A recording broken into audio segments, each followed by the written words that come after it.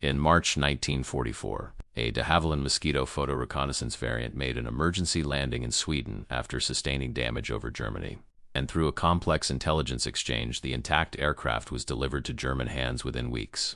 For Luftwaffe night fighter crews who had spent 2 years perfecting the art of hunting, RAF bombers and darknessmen who had learned to read radar screens like poetry, who could find Lancaster bombers at midnight in cloud, who had developed intricate tactics for approaching from below to avoid defensive fire, the Mosquito represented a humiliating reality they encountered nightly but could never overcome, an enemy aircraft that was simply too fast to catch.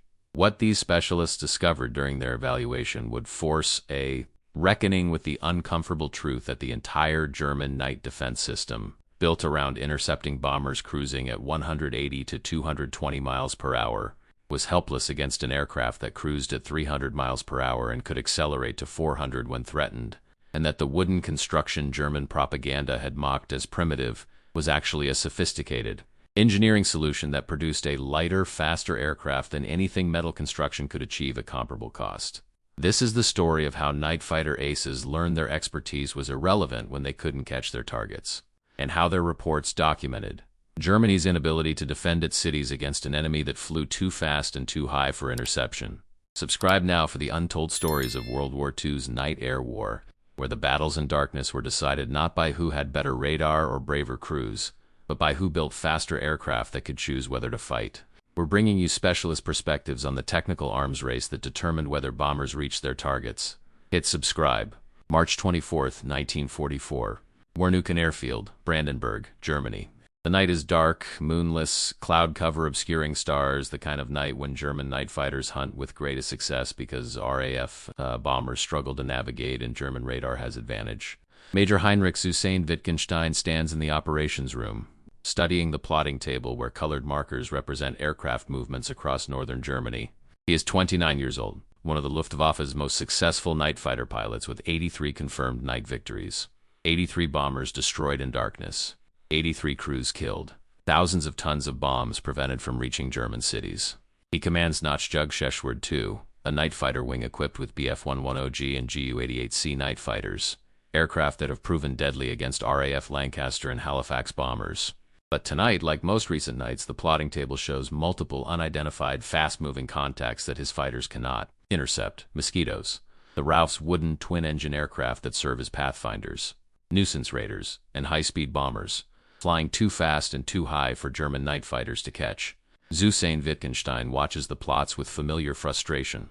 His ground controllers report a contact heading south at 28,000 feet, speed estimated at 320 miles per hour. Classic Mosquito profile. He directs his closest fighter, a Bf-110G, at 24,000 feet, to intercept. The fighter climbs, struggling in thin air at its service ceiling, finally reaching 27,000 feet, still 1,000 feet below the target. The pilot reports visual contact, a fleeting glimpse of twin exhausts streaking past above him, then nothing. The Mosquito is gone, maintaining altitude and speed the Bf-110 cannot match. The entire intercept attempt lasts 4 minutes and accomplishes nothing except burning fuel and confirming what Hussein Wittgenstein already knows. German night fighters cannot catch Mosquitoes. They can occasionally intercept them during specific circumstances, when Mosquitoes descend to lower altitudes for bombing runs, when they slow down for reconnaissance photography, when they make navigation errors bringing them into disadvantaged positions. But when Mosquitoes fly their standard high-altitude, high-speed profiles, they are untouchable. This pattern has repeated nightly since late 1942, when RAF Bomber Command began using Mosquitoes as pathfinders, marking targets for main bomber streams. The Mosquitoes arrive first, flying high and fast, dropping target indicators that guide following bombers. German night fighters ignore them, knowing interception is nearly impossible, focusing instead on the slower Lancasters and Halifaxes that follow. But the Mosquitoes ensure bombing accuracy, and their immunity to interception makes them psychologically devastating. RAF crews know the pathfinders will reach targets safely, building confidence across the bomber stream. German defenders know they cannot stop the pathfinders, creating a sense of helplessness. And recently, RAF has begun using Mosquitoes for direct bombing, high-speed nuisance raids that disrupt German defenses, force air raid warnings, keep populations in shelters, and demonstrate that Germany cannot defend its airspace against determined attacks by fast aircraft.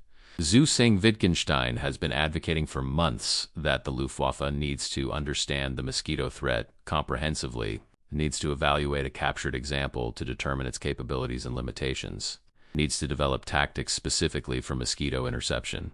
His requests have been noted and ignored. The Luftwaffe has more pressing concerns than one type of enemy aircraft, especially when that aircraft represents a small fraction of total RAF bomber strength. But in mid-March 1944, events conspired to make Mosquito evaluation possible. A Mosquito PR-16 photo reconnaissance variant operating over Königsberg on March 15th sustained flak damage that forced emergency landing in Sweden. Swedish authorities interned the aircraft and crew per neutrality requirements. But Sweden, under pressure from Germany and incentivized by trade considerations, agreed to allow German technical experts to examine the aircraft. After 2 weeks of intensive documentation, the Swedes transferred the aircraft to Germany, officially as an intelligence exchange, unofficially as diplomatic payoff. The Mosquito arrived at Rechlin 3 days ago, was quickly made airworthy by Luftwaffe mechanics amazed by its construction, and is now at Wernicon where night fighter specialists can evaluate it properly. Hussein Wittgenstein walks across the dark airfield toward the hangar where the Mosquito waits, accompanied by 3 other officers, all night fighter specialists selected for their expertise. Hauptmann Heinz Wolfgang Schnaufer, 22 years old, already with 42 night victories despite his youth, a prodigy who seems to see in darkness better than most men see in daylight. Hauptmann Martin Drews, 28 years old, with 43 night victories, an engineering graduate who understands aircraft design as well as he understands combat tactics, and Oberleutnant Kurt Welter, 25 years old, with 23 night victories, a test pilot before the war who transitioned to combat operations and brings technical evaluation skills.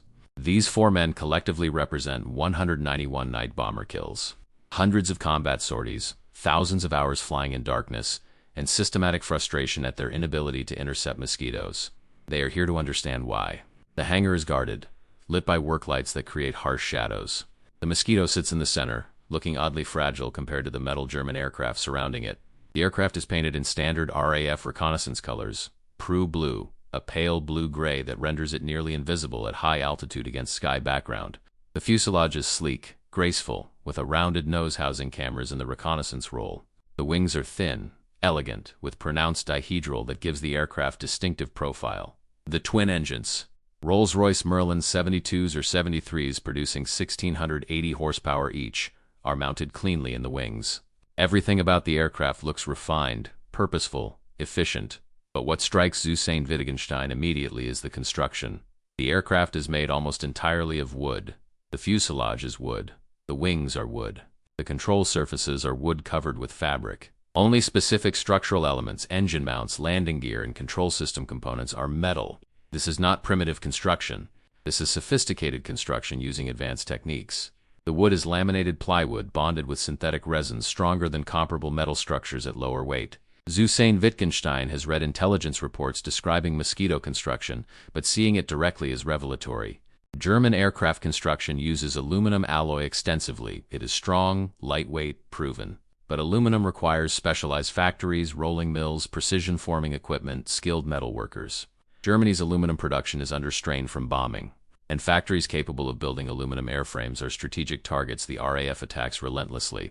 Wood, by contrast, can be worked in any carpentry shop, requires no strategic materials, can be produced by semi-skilled workers, and dispersed production makes it nearly impossible to disrupt through bombing. The British chose wood not because they lacked aluminum. Britain had adequate aluminum supplies. They chose wood because it enabled faster production, easier repair, and performance advantages. The Mosquito's wooden structure is 20 to 30% lighter than equivalent metal structure, providing speed and altitude performance metal construction couldn't match. Hussein Wittgenstein walks around the aircraft slowly, running his hand over the smooth wooden skin, recognizing that German propaganda dismissing the Mosquito as a wooden aircraft built from desperation missed the point entirely. The wood is a feature, not a bug, providing advantages German engineers hadn't considered. The Mosquito is unarmed. This is a reconnaissance variant, carrying cameras instead of bombs or guns, optimized for speed and altitude over firepower. But Hussein Wittgenstein knows bomber variants carry 4,000 pounds of bombs, and fighter variants carry 4 20mm cannons plus 4 303 machine guns. The aircraft is versatile, adaptable to multiple roles, effective in each. The crew of 2, pilot and navigator observers, sit side by side under a bubble canopy, providing excellent visibility. The cockpit is accessed through a hatch on the starboard side of the nose, a slightly awkward entry but acceptable. Züsein Wittgenstein climbs in, settles into the left seat, the pilot's position, and examines the cockpit layout. It is clean, well organized, with standard British instruments and controls. Dual throttles for the two engines, propeller pitch controls, mixture controls, all conventional. The flight controls use a control wheel rather than stick, unusual for a fighter-type aircraft but common in British designs. The instrument panel includes altitude, airspeed, engine instruments, fuel gauges, navigation instruments for the reconnaissance role. Everything is accessible, logical, designed for long missions where crew comfort and ease of operation matter. A German mechanic Oberfeld Weibel who has spent 3 days studying the Mosquito systems and making it airworthy, provides the cockpit briefing. Kruger explains the Merlin engines are essentially the same as those in Spitfires and Lancasters, proven, reliable, powerful. Each engine produces 1,680 horsepower, totaling 3,360 horsepower, driving 4-bladed propellers. The fuel system holds 719 gallons in internal tanks, providing approximately 1,800 miles range. The engines are started using electric starters, requiring external power or charged onboard batteries. Kruger warns that the Merlins run hot, if not carefully managed, that coolant temperatures must be monitored continuously, that the radiators are in the wing leading edges and require proper airflow. He warns that the wooden structure, despite its strength, is susceptible to moisture damage. Water penetration can delaminate the plywood, weakening structure catastrophically. The Mosquito requires careful storage in dry conditions, regular inspection for moisture intrusion, immediate repair of any damage. German aircraft built from aluminum don't have these maintenance requirements, but German aircraft also don't achieve Mosquito performance. Züsein Wittgenstein signals readiness. External power is connected. He follows the startup sequence. Fuel on, propellers full fine, throttles cracked open, magnetos on. He presses the starter button for the port engine. The Merlin cranks, catches with the characteristic smooth roar Merlin engines produce, settles into idle. He starts the starboard engine identically. Both engines running, the Mosquito vibrates gently, the propellers spinning, the exhaust flames visible in the darkness. The sound is distinctive. Merlins have a particular note slightly higher pitched than German engines, the exhaust creating rhythmic pulses. He monitors instruments as the engines warm. Oil pressure normal, coolant temperatures rising steadily, all readings within limits. The night is cold, 5 degrees Celsius, ideal for engine performance. Cold air is dense, providing more oxygen, allowing engines to produce rated power, easily. The Merlins purr contentedly. He taxis to the runway, the Mosquito's tricycle landing gear. Another unusual feature where most German fighters use tail draggers, providing excellent forward visibility and easy ground handling. At the runway, he runs final checks, then advances both throttles to take off power. The acceleration is impressive. 3,360 horsepower, propelling an aircraft that weighs only 18,000 pounds loaded, produces exceptional thrust-to-weight ratio. The Mosquito accelerates rapidly despite its size. At 110 miles per hour, he rotates smoothly and the Mosquito lifts off, climbing away steeply. He retracts the landing gear, cleans up the configuration, reduces power to climb setting, and the Mosquito climbs at 2,500 feet per minute. Exceptional climb rate for a twin-engine aircraft this size. His Bf-110G climbs at 1,800 feet per minute. The Mosquito, despite being larger and heavier, outclimbs his night fighter by 40%. He climbs through 10,000 feet, 15,000 feet, 20,000 feet, the altimeter unwinding steadily, the aircraft showing no signs of strain. At 25,000 feet, he levels off and begins the evaluation that will explain his nightly frustrations. He advances throttles to maximum continuous power. The cruise setting RAF uses for deep penetration missions and accelerates. 250 miles per hour, 280, 300. The airspeed stabilizes at 320 miles per hour indicated.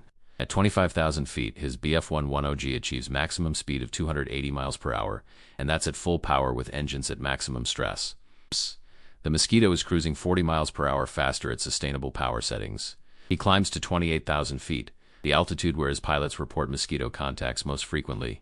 At 28,000 feet, the Mosquito maintains 310 miles per hour at cruise power. His Bf-110G at this altitude achieves maximum speed of 265 miles per hour, a 45 mile per hour deficit.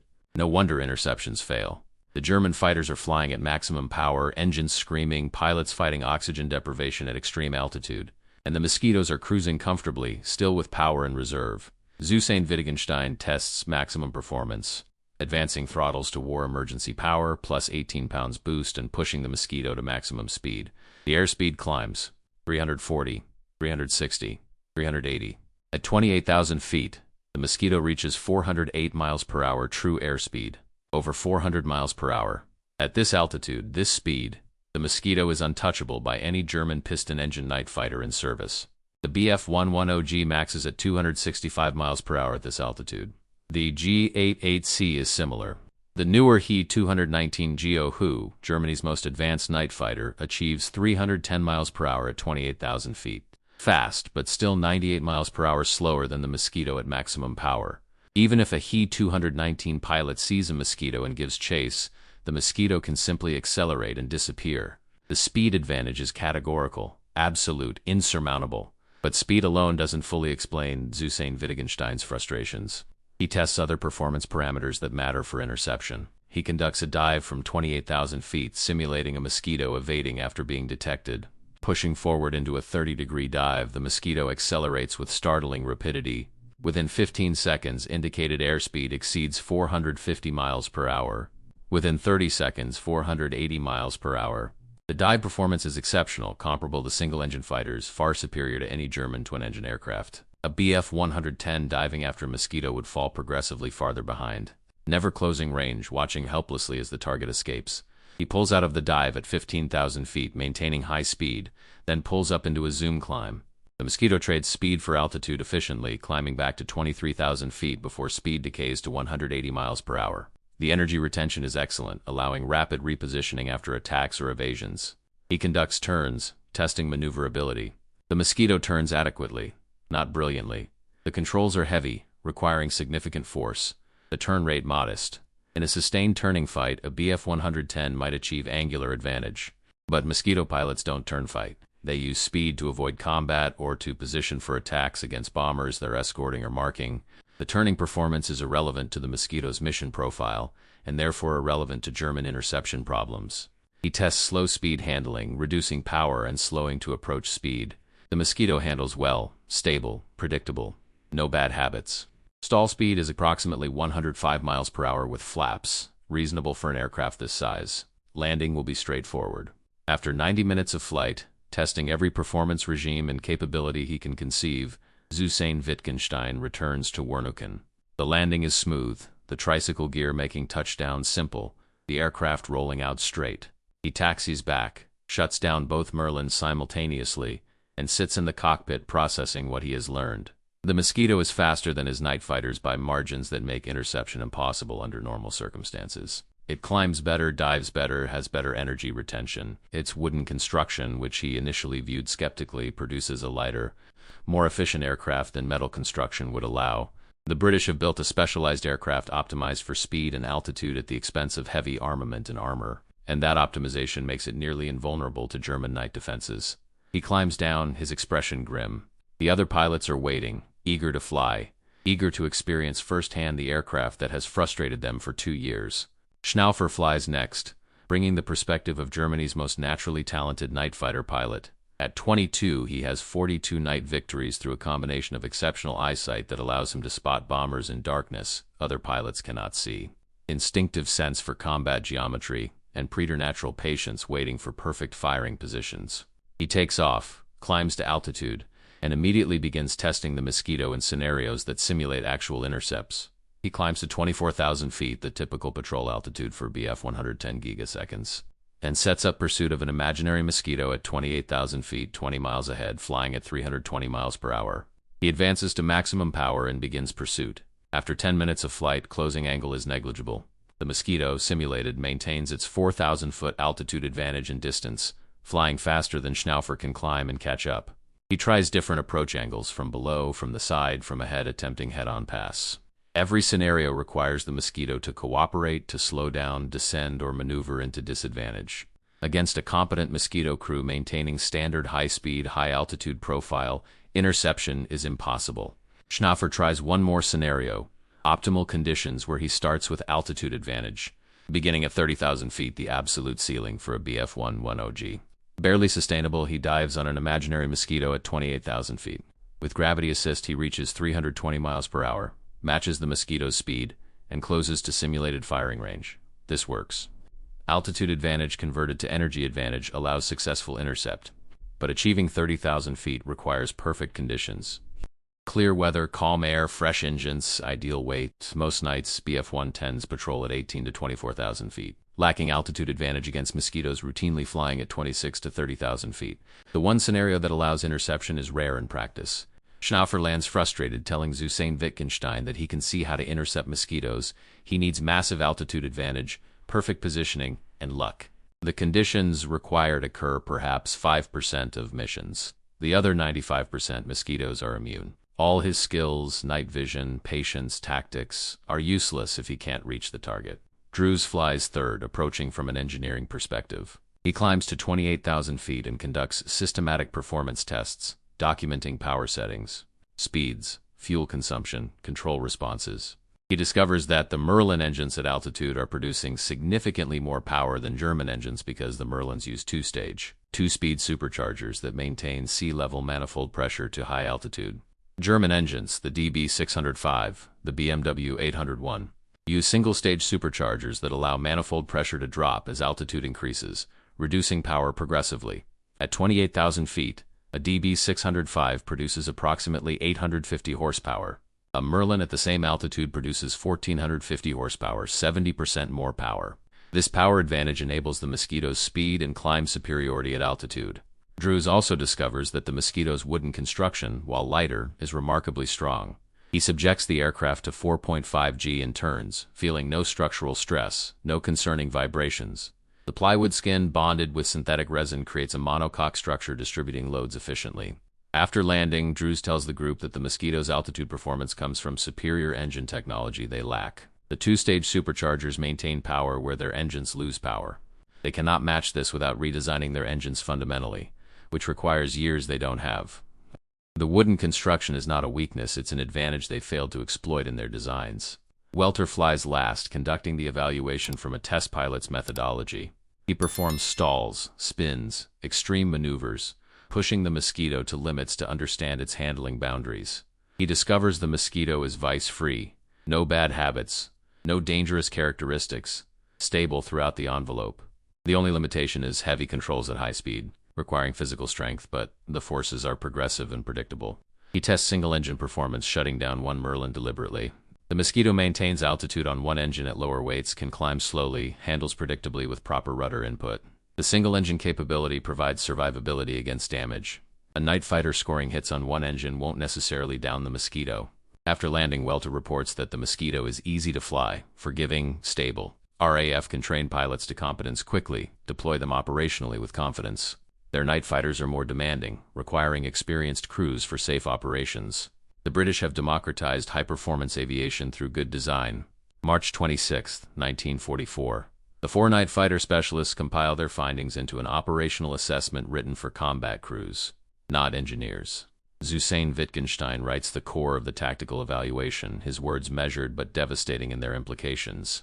He explains that the Mosquito cannot be intercepted reliably by German night fighters using current tactics and aircraft, that the performance advantages are categorical and absolute.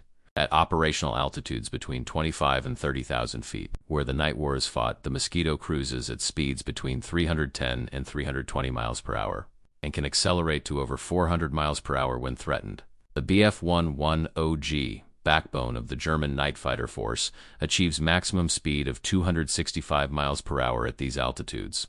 The Gu-88C is similar at 270 miles per hour. Even the He-219, Germany's newest and most capable night fighter, can only reach 310 miles per hour. The Mosquito at cruise power is faster than the best German night fighters at maximum power. When threatened, when a Mosquito crew sees a German fighter approaching or receives radar warning, they can accelerate to speeds 90 to 135 miles per hour faster than pursuing German fighters can possibly achieve. The altitude capabilities are equally unbalanced. The Mosquito's service ceiling exceeds 36,000 feet. With comfortable combat operations occurring between 28 and 32,000 feet. The Bf-110G has a service ceiling of 29,000 feet, barely sustainable, with comfortable combat operations limited to 24 to 26,000 feet. Mosquitoes routinely operate at altitudes where Bf-110s struggle to maintain flight. The He-219 has better altitude performance, approaching Mosquito capabilities in this regime. But there are perhaps 100 operational compared to over 2,000 Bf-110s. The numbers don't exist to make a difference. Zusain Wittgenstein's assessment continues with brutal honesty. Burman night fighters cannot force combat against mosquitoes. Successful interceptions, when they occur, require one of three rare conditions. First, massive altitude advantage of 5,000 feet or more, allowing diving attacks where gravity provides the energy advantage German engines cannot. Second, Mosquito tactical errors, when crews slow down for precise bombing runs, descend to lower altitude for target marking, or make navigation mistakes that bring them into disadvantaged positions. Third, extreme luck, perfect positioning at exactly the right moment in exactly the right place under ideal conditions. These three scenarios occur rarely, perhaps on 5 to 10% of Mosquito missions. The other 90 to 95% of missions, Mosquitoes complete their tasks without German interference. Immune to the night defense system Germany has spent years perfecting, the tactical implications ripple through every aspect of night defense operations. Mosquitoes serve multiple roles, and every role exploits their speed advantage with devastating effect. As pathfinders, they arrive first over targets, flying at altitudes and speeds German fighters cannot match, dropping colored target indicators that mark precise aiming points for the main bomber streams following behind. The pathfinders guide bombers to targets with accuracy impossible in earlier years when bomber crews navigated independently. German night fighters ignore pathfinders because they know interception is nearly impossible, focusing instead on the slower Lancasters and Halifaxes that follow the marked paths. But by allowing pathfinders to operate unmolested, German defenses ensure that bombing is accurate, concentrated, devastating. As high-speed bombers conducting nuisance raids, Mosquitoes demonstrate German inability to protect cities from air attack. They force air raid warnings, disrupt factory production, keep populations in shelters, and prove that German defenses have holes large enough to fly through at 400 miles per hour.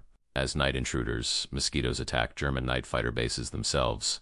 The ultimate humiliation, enemy aircraft bombing the defenders with impunity. As reconnaissance platforms, they photograph battle damage, track defense changes, monitor targets, all while flying too fast and too high to stop. Zu Sayn Wittgenstein concludes his tactical assessment with words that must have been painful to write. German night defense, he explains, is optimized for bombers cruising at 180 to 220 miles per hour, the speeds at which Lancasters, Halifaxes, and Stirlings operate. The entire system, the tactics, the aircraft, the training, the doctrine, everything is designed around this speed regime. Against Mosquitoes cruising at 300 miles per hour and capable of 400, the defense is simply ineffective, not because tactics are wrong or crews are inadequate, but because the performance mismatch is too large to overcome through skill or cleverness. The system cannot adapt to threats operating outside its design parameters. Schnaufer adds his perspective on how Mosquito operations affect the broader bomber campaign. His assessment focused on the strategic impact of tactical immunity.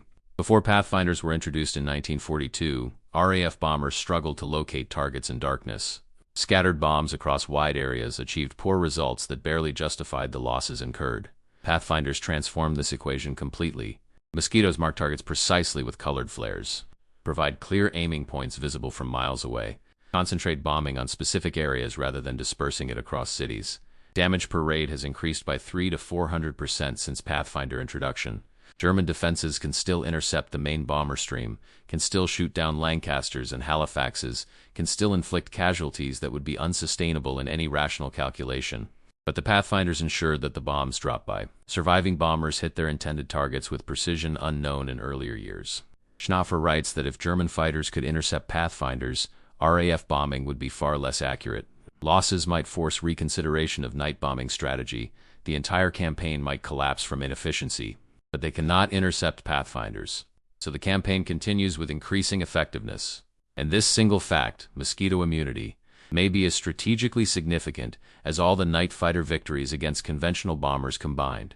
Drews contributes the engineering perspective, his assessment clinical and devastating in its implications. The Mosquito, he explains, demonstrates British design philosophy that prioritizes specific mission profiles over general capabilities. The aircraft sacrifices armor, defensive armament, and redundancy to maximize speed and altitude performance. For reconnaissance and pathfinding missions, these sacrifices are entirely logical. Speed and altitude provide survivability more effectively than armor when fighting against enemies who cannot reach you, regardless of how thick your armor might be. German night fighters, by contrast, prioritize climb rate, altitude performance, and heavy armament for bomber interception, optimized for combat between 15 and 22,000 feet where main bomber streams operate. The optimization works brilliantly against the targets it was designed for. but Mosquitoes operate at 25 to 32,000 feet, above the German optimization range. And the performance penalty for being optimized for lower altitude is absolute and impossible to overcome without new aircraft. Drews focuses particular attention on the wooden construction, his engineer's analysis revealing what German propaganda had missed entirely. The Mosquito's wooden structure, he writes, is sophisticated engineering, not primitive desperation born from aluminum shortages. Wooden construction is 20 to 30% lighter than equivalent metal structure, providing immediate performance advantages in speed and altitude. Wood is easier to manufacture using dispersed production networks. The Britain produces Mosquitoes in furniture factories and workshops and facilities that would be useless for metal aircraft construction. This distributed production makes the manufacturing base nearly impossible to disrupt through strategic bombing. A bomb that destroys an aluminum rolling mill eliminates production capacity for hundreds of aircraft. A bomb that destroys one furniture workshop affects production of perhaps 3 Mosquitoes and can be compensated by expanding production elsewhere. Wood is easier to repair at field level using simple tools and materials available anywhere. Damage that would ground a metal aircraft for weeks while waiting for specialized parts and skilled metal workers can be repaired on Mosquitoes in days using plywood, resin, and basic carpentry skills. British chose wood strategically, Drews concludes, not because they lacked alternatives, but because wood provided advantages metal could not match in the specific mission profiles the Mosquito was designed for. Germany missed this opportunity entirely, assuming metal construction was inherently superior in all applications, never seriously investigating whether wood might offer advantages worth pursuing. The assumption of metal superiority was cultural, not technical, based on aesthetics and prestige rather than engineering analysis.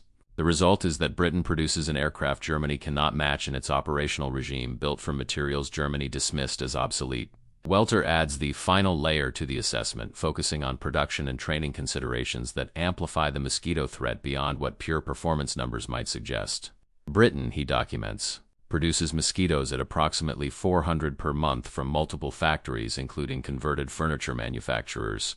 Total production through March 1944 approaches 4,000 aircraft. The wooden construction enables this production rate without straining aluminum supplies or requiring specialized aircraft factories that are vulnerable to strategic attack. Training Mosquito crews takes 60 to 90 days. Shorter than heavy bomber training, comparable to single-engine fighter training. The aircraft's benign handling characteristics make training safe and efficient. Crew losses during training are minimal, and the pipeline from recruitment to combat readiness is faster than for conventional bombers. Germany, Welter notes, has no equivalent aircraft and no program to develop one. German heavy night fighters, the Bf-110, Ju-88, and He-219, are optimized for bomber interception against slow-moving targets.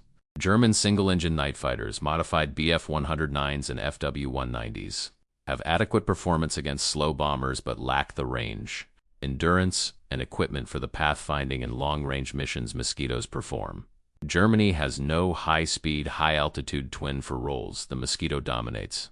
The Mosquito is a specialist designed for specific missions and dominant in those missions, and Germany has no specialists to counter it. Only generalists whose optimization for different missions makes them ineffective against this particular threat. The assessment concludes with recommendations, each one carrying the implicit acknowledgement that effective response is unlikely given. Germany's resource constraints and strategic situation in spring 1944. The first recommendation is to deploy He-219 night fighters specifically against Mosquito threats. Since the He-219 is fast enough and has sufficient altitude performance to occasionally intercept Mosquitoes under favorable conditions. The problem is that only about 100 He-219s are operational. Production is approximately 20 per month, and these numbers are insufficient to make strategic difference when facing hundreds of Mosquito sorties monthly. The second recommendation is to develop new high-altitude interception tactics.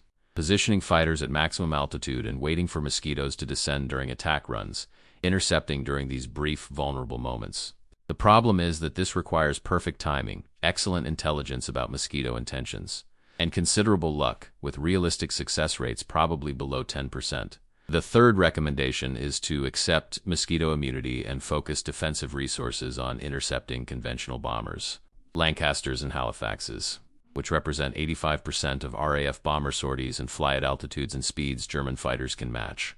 The problem is that Mosquito pathfinders ensure these conventional bombers hit their targets accurately, so killing bombers doesn't prevent the strategic damage they cause.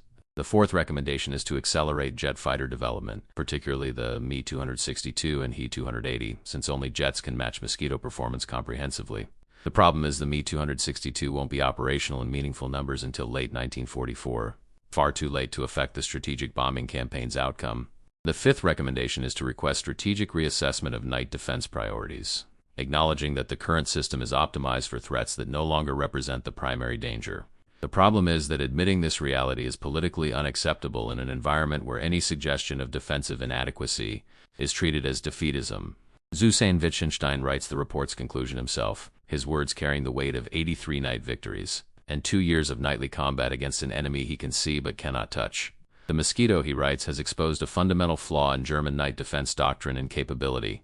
Germany built a system to counter a specific threat: slow and vulnerable four-engine bombers operating at moderate altitudes. And that system worked brilliantly when the threat matched expectations. But Britain retained vulnerable bombers as the bulk of their force, while protecting them with untouchable pathfinders and intruders that operate in performance regimes German defenses cannot reach. German night fighters killed the vulnerable bombers, achieving tactical victories measured in individual aircraft destroyed, but cannot prevent the pathfinders from ensuring those bombs hit targets with devastating accuracy, resulting in strategic defeat measured in German cities systematically destroyed. The Mosquito symbolizes this failure. It is an enemy German defenses see on radar, track with ground controllers, understand completely in terms of capabilities and tactics, but cannot touch because it flies too fast and too high for interception by available aircraft using available tactics. The knowledge is there, the will is there, the skill is there, but the capability is not. And without capability, knowledge and skill are merely frustrating reminders of inadequacy. The report, 34 pages of single-space typing plus technical appendices with photographs and performance charts, is dated March 28, 1944, classified Geheim Kommando Sach, top secret command matter, and forwarded through operational channels to Generalmajor Joseph Schmid, commander of 12 Flieger Corps responsible for night fighter operations. Schmid reads it on March 30th, recognizes its accuracy from his own review of intercept statistics showing Mosquito losses are negligible, and forwards it to Luftwaffe High Command with his endorsement recommending urgent response. The report reaches Reichsmarshal Hermann Göring's staff on April 3rd. It is filed without action. Göring is focused almost exclusively on defending Germany against American daylight bombing using day fighters, particularly with the increasing appearance of P-51 Mustang escorts that are making daylight bomber interception as difficult as Mosquito interception makes night defense. Night operations, while important and consuming significant resources, are secondary priority in Göring's calculus.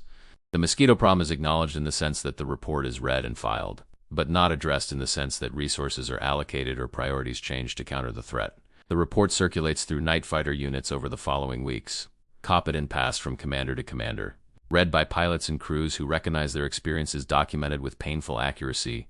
Some units attempt the recommended tactics, maintaining maximum altitude patrols when possible, positioning above likely Mosquito routes, hoping for the rare circumstances when interception becomes feasible.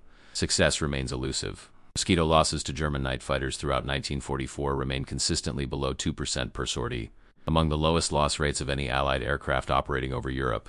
Meanwhile, Mosquito operations intensify with each passing month.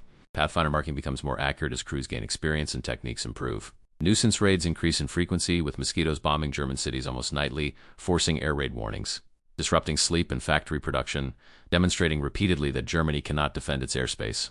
Night intruder missions harass German night fighter bases, catching aircraft during takeoff and landing, the most vulnerable moments, destroying fighters on the ground, killing crews, creating an atmosphere where even the defenders feel unsafe. The psychological impact is corrosive and cumulative. German night fighter crews are skilled, brave, experienced, motivated by defense of their homeland, but increasingly aware they cannot defend against a major threat, that their expertise and courage are insufficient against an enemy who can choose whether to fight. Tragically, Zhusein Wittgenstein does not survive to see whether his assessment influences policy or whether the desperate recommendations produce any response. On the night of January 21, 1944, 2 months before the Mosquito evaluation he had advocated for so persistently, he is killed in action during a mission against RAF bombers. His Bf-110 is intercepted by a British Mosquito night fighter, the Mosquito serving in yet another role where its speed and performance provide decisive advantage, and shot down over Germany. The irony is bitter and profound.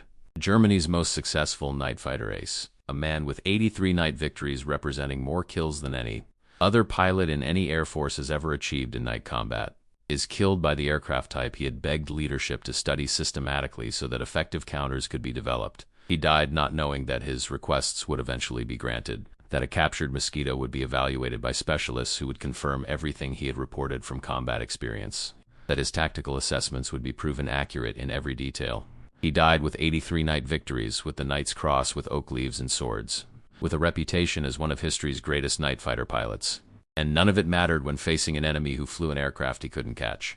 His skill was legendary, his courage unquestionable, his tactical brilliance proven in 83 successful combats. But skill, courage, and brilliance cannot overcome a 90-mile-per-hour speed disadvantage and a 4,000-foot altitude deficit. The Mosquito made expertise irrelevant.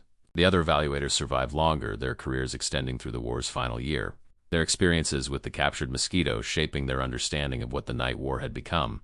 Schnaufer continues flying night missions, his victory total climbing steadily through the spring and summer of 1944, eventually reaching 121 confirmed night victories by war's end, the highest total of any night fighter pilot in history, surpassing even Hussein Wittgenstein's extraordinary record.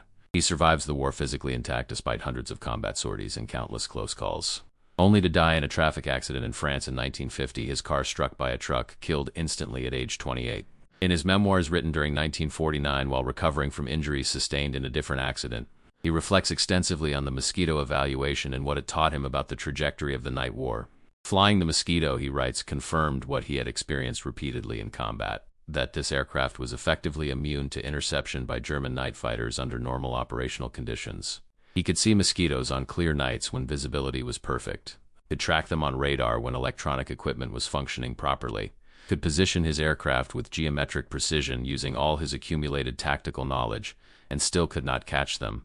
It was, he writes, like hunting smoke or chasing moonbeams, pursuing something visible but intangible, always just beyond reach regardless of how skillfully he flew or how perfectly he positioned. The Mosquito represented the future of aerial warfare, a future where speed and altitude provide survivability, where sophisticated equipment extends human capabilities, where specialized design achieves excellence in specific roles that generalist designs cannot match. German night fighters were generalists, good at many things, adequate for the primary mission of bomber interception, but not optimized for any specific threat. Mosquitoes were specialists, excellent at their specific missions, dominant in their operational regimes.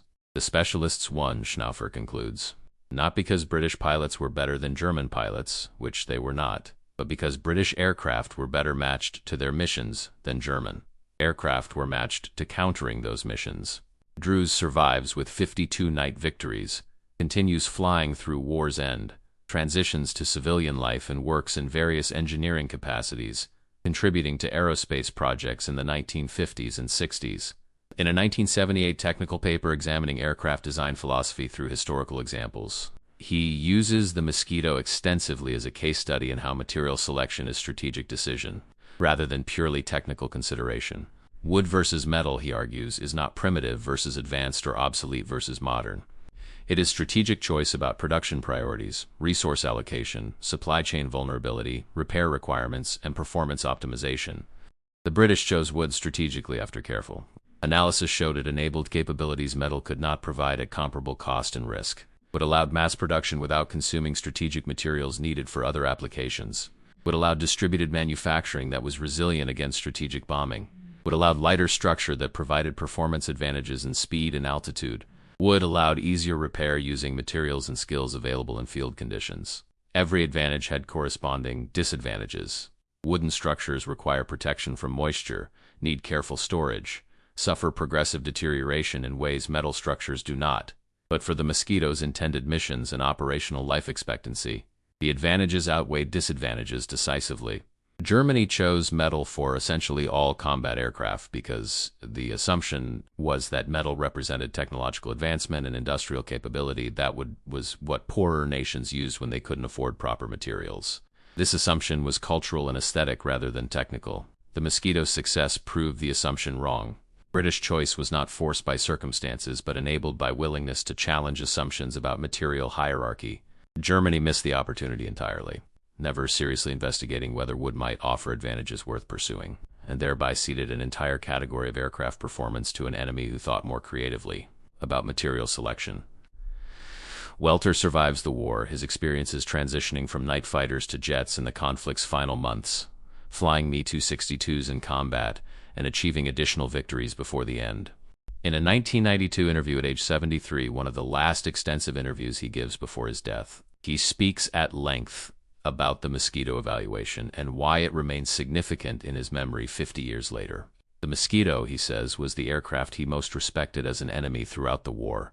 Not because it was the most dangerous in direct combat, which distinction probably belongs to late-war American fighters or Soviet aircraft on the Eastern Front, and not because it was the most technologically advanced, which distinction belongs to Germany's own jets. He respected the Mosquito because it did exactly what it was designed to do, perfectly and reliably throughout the entire war. It marked targets for bomber streams, and those bombs hit targets with accuracy that made strategic bombing effective. It photographed battle damage and reconnaissance targets, providing intelligence that informed Allied strategy. It bombed German cities in high-speed nuisance raids that disrupted defenses and demoralized populations. It intruded on German night fighter operations, attacking bases and aircraft. It served as a night fighter itself, shooting down German bombers and fighters. And through all these roles, through thousands of sorties, it maintained loss rates so low that crews could reasonably expect to survive operational tours.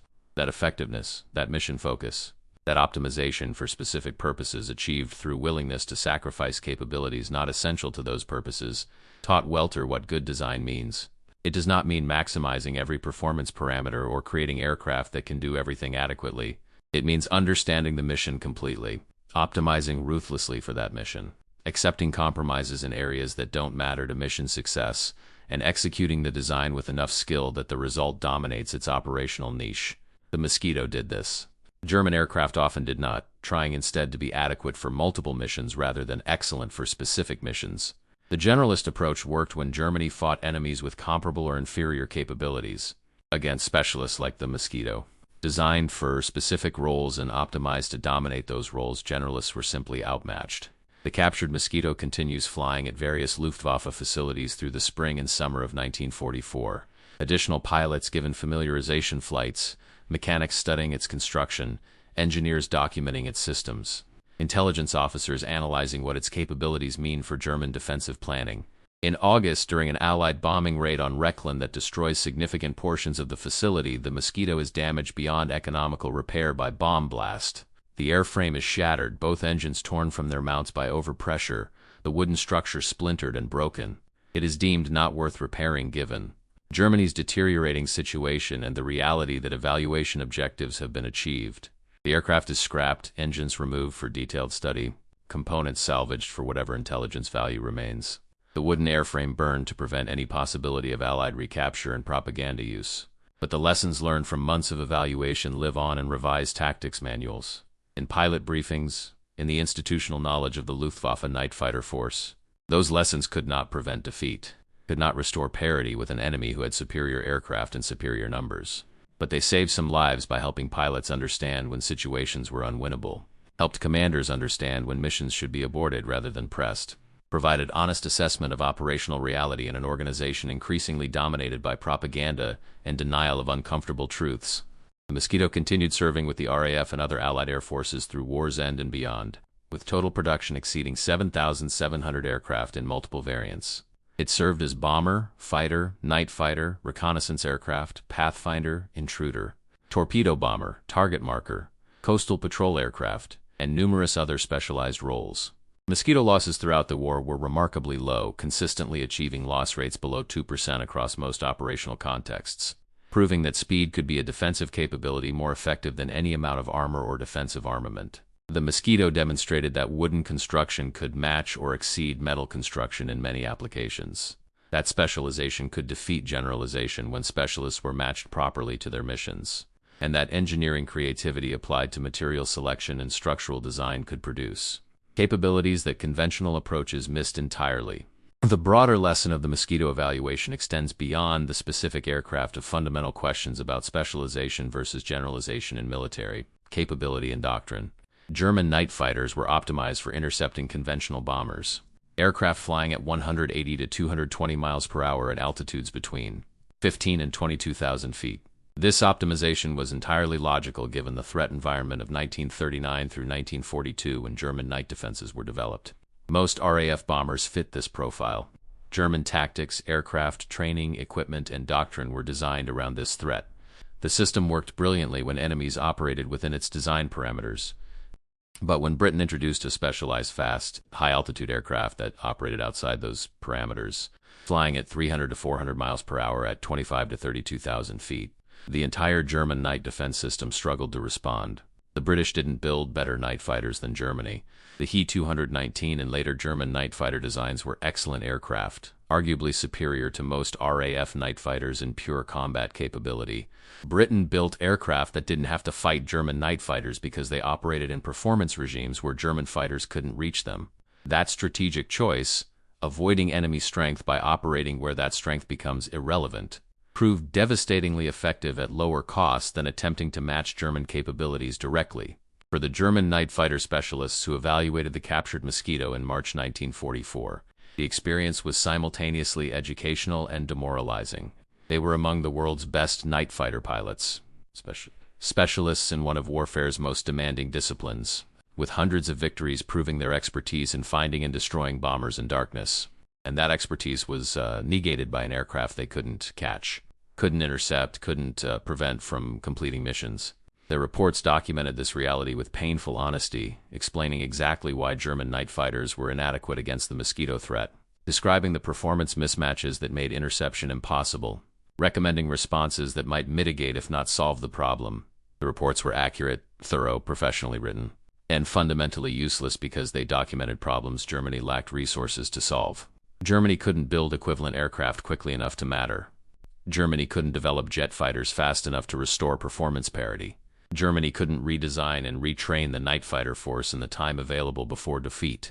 The knowledge was there, documented accurately, distributed widely through operational channels, but knowledge without capability to act on that knowledge is merely another form of defeat. Perhaps more frustrating than simple ignorance because it requires acknowledging that understanding the problem doesn't mean you can fix it. The Mosquito evaluation revealed that speed and altitude could be defensive capabilities more effective than armor and guns. That specialization could defeat generalization when specialists were matched properly to their missions, and that wooden construction was sophisticated engineering rather than primitive desperation. The German night fighter aces understood these lessons after flying the Mosquito, documented them honestly in reports that traveled through their command structure, and watched as nothing changed because Germany lacked the resources and time to respond effectively. Understanding came too late when the enemy was already producing thousands of untouchable aircraft operating with impunity over German cities. If you want more stories about how design philosophy and mission specialization shaped World War II's air war, stories that reveal the human cost of technological arms races and the strategic choices that determined victory and defeat, subscribe now. We bring you these specialist perspectives and untold narratives no other channel covers, diving deep into the technical and tactical realities that shaped history. Thanks for watching.